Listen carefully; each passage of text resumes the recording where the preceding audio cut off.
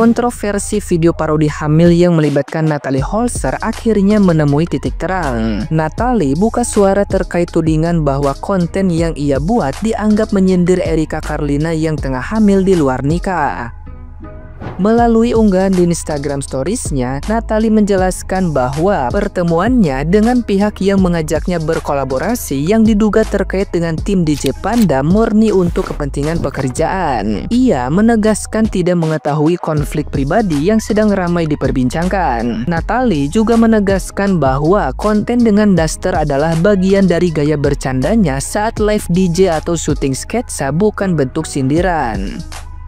Meski begitu, ia menyadari bahwa konten tersebut mungkin menimbulkan ketersinggungan dan dengan tulus meminta maaf kepada Erika Carlina.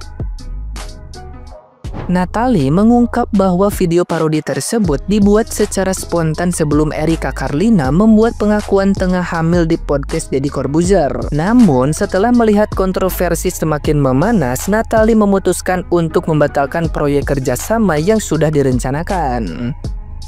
Ia mengaku terkejut dan sedih dengan gelombang hujatan dari publik. Padahal ia sama sekali tidak tahu menahu mengenai konflik ini sebelumnya. Natalie berharap klarifikasi ini dapat meredakan kesalahpahaman, sehingga dirinya bisa kembali fokus bekerja dan mencari nafkah untuk anaknya.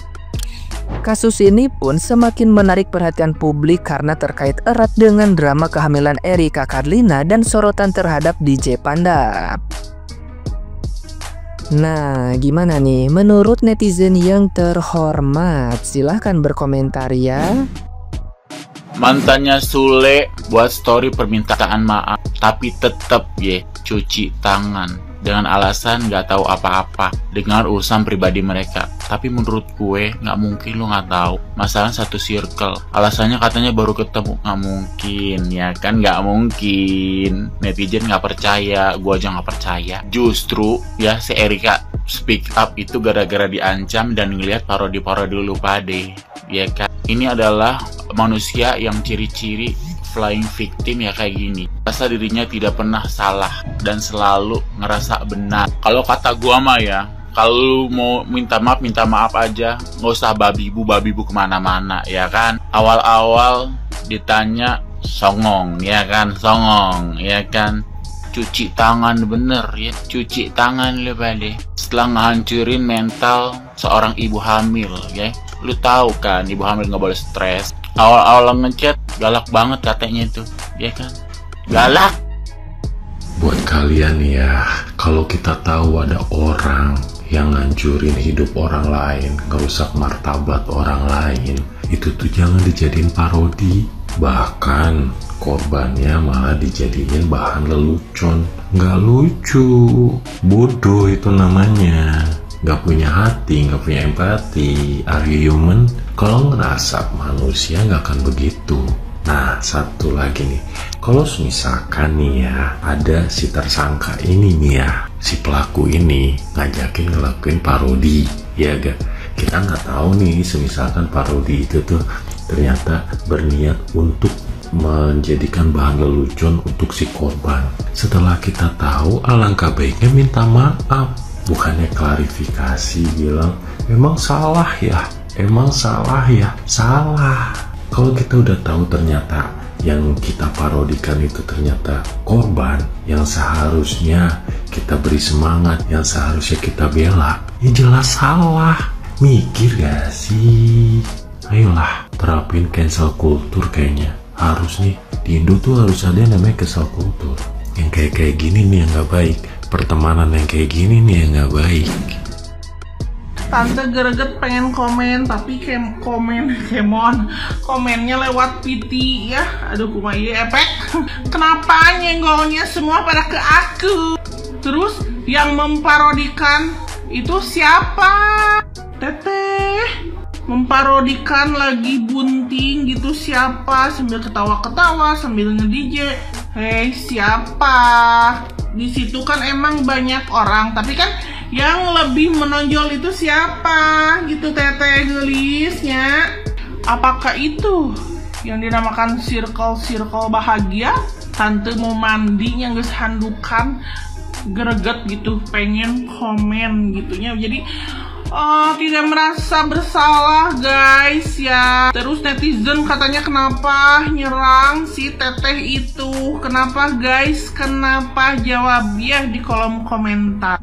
Atau udah gimana ya, mana ada yang ngaku iya aku memparodikan, iya aku memparodikan si Mbak R. Kebakaran ada yang ngaku. Enggak lah, mana ada ngaku gitu. Kalau iya memparodikan Mbak R, nggak akan ada yang ngaku gitu ya. Itu cuma seru-seruan menurut mereka gitu ya. Males ya. Pokoknya mah sok kegarantengan, sok kecarantikan pisan lah meni ya. Tersuka tante mah ya. Masih ngelanjutin yang viral kemarin soal pemain film yang hamil di luar nikah. Kalian lihat nggak ada video parodi dari seorang artis yang juga DJ memparodikan video ibu-ibu hamil pakai daster. Dan di set tersebut, di video itu juga ada sosok pria yang diduga sebagai pria yang menghamili dari pemain film yang hamil di luar nikah tersebut. Baba nonton sambil geleng-geleng kepala ya. Kalau benar memang tujuannya dari video tersebut adalah untuk menyerang pemain film yang hamil tersebut, wah ini keterlaluan banget sih menurut Baba ya. Harusnya hal-hal seperti ini nggak perlulah dipertontonkan begitu ya. Ini nggak layak gitu. Coba kita berandai-andai, andai kata ya, artis itu yang ada di posisi dari pemain film itu. Coba bagaimana perasaan dia kalau dia melihat video dia diparodikan seperti itu ya. Tidak layak. Dan juga menurut Baba tidak layak juga kalau orang-orang seperti itu diberi panggung sama netizen ya, nggak layak. Ngapain? Nggak ada tontonan yang bermanfaat. Setelah Baba lihat konten-kontennya juga nggak ada manfaatnya gitu. Apa yang bisa ditarik manfaat dari hal tersebut ya? Itu kan hanya mungkin Baba nggak tahu ya. Mungkin biasanya kan kalau di dunia entertainment itu kan hal-hal begitu perlu ya untuk supaya mendatangkan engagement yang tinggi. Makin viral, makin kontroversi, itu biasanya makin tinggi rate-nya.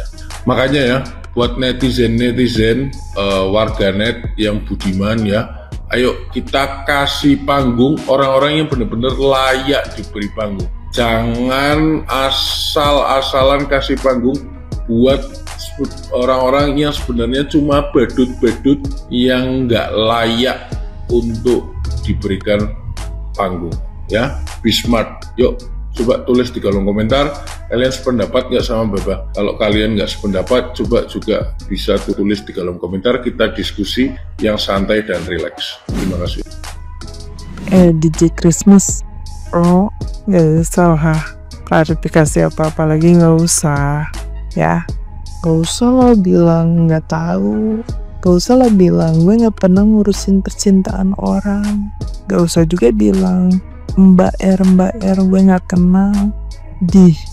Saran gue mah ya, lo kalau misalnya emang lagi mau nyindir orang ketika kayak gini tuh lo harus pasang badan ya.